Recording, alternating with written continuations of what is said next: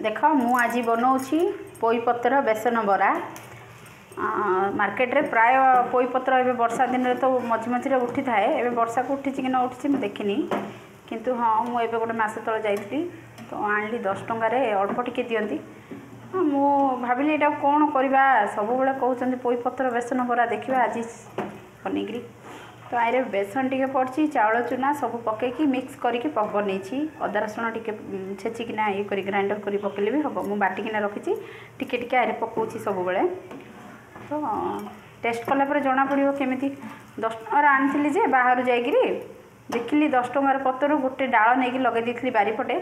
तो आम बारी एटा आपको बाहर किणिकी अणाहीनी एटा लगे तो अल्प टिके शाग होता तो काली तोली देती संध्या आज काली तो राति कलिनी देह भल लगुनि कहीकि एबे देख बनइली पोईपत्र बेसन बरा। भाविली जाग जाग पसंद आस खाइब।